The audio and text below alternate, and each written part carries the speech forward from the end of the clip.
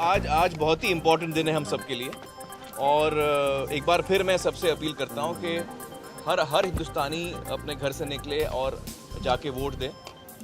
आज यहाँ मुंबई में वोटिंग चल रही है और मेरी पत्नी किरण और मैं हम दोनों आए हैं और मैं हर एक हिंदुस्तानी से ये कहना चाहूँगा कि ये बहुत ही एक इम्पॉर्टेंट प्रोसेस है हमारे लोकतंत्र का। वैसे तो हमें हमारे लोकतंत्र के साथ हर दिन जुड़े रहना चाहिए, लेकिन ये दिन तो बहुत ख़ास है हम सब के लिए और हर एक हिंदुस्तानी को इसका एक हिस्सा बनना ही चाहिए। और ये एक बार फिर मैं सबसे अपील करता हूँ। मुझे यकीन है कि सब लोग बाहर आएंगे।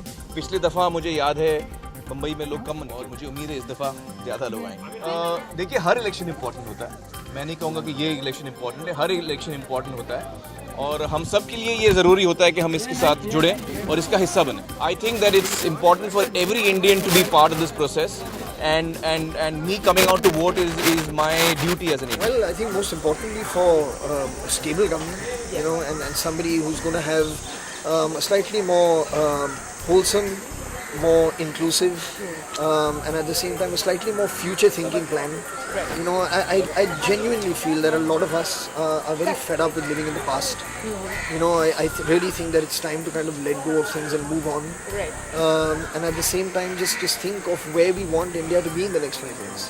Right. You know, we keep talking about superpower and things, but I mean, there's nothing really that we go out and do, you know, to kind of show the world what we're capable of. And we are capable of a lot. So I just think we need someone with dynamic, you know, with a good sense, with a good vision, and a good sense of parity for most of us.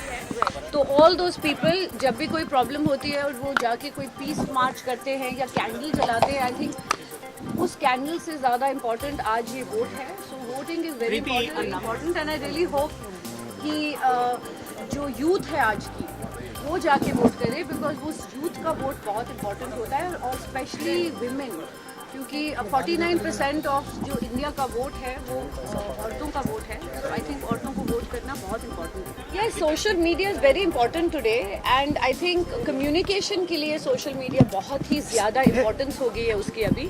So I tweeted because मैं चाहती हूँ कि लोग जाके vote करें। Of course पहले जब मैंने अपना वोटर कार्ड देखा तो उसमें मेरा नाम गड़बड़ था, पर अब मुझे फिर बाद में हंसी भी आई क्योंकि किसी ने मुझे मैसेज भेजा कि आपका तो नाम गड़बड़ है, हमारा तो सेक्सी गड़बड़ हो गया, तो लड़के को लड़की बता दी, लड़की को लड़का बता दिया। बट इट्स फाइन, ये सब चीज़ें होती है आई थिंक। पर इम्पॉर्टेंट यही है कि अगर आप वोट करें, somewhere you will see that I don't want to, today is the day of voting, so I don't want to take one particular person's name. I don't think it's fair. I think it's important कि जिसको जो vote करना है उन्हें करने देनी चाहिए। People should make their own decisions. I have my own likes and dislikes, so I have mentioned them lot of times before. I don't think I need to say it today.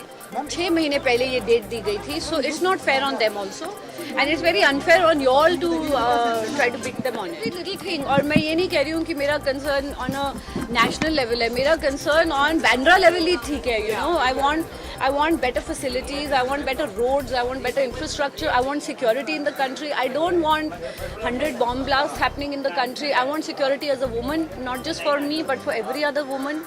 I want better everything.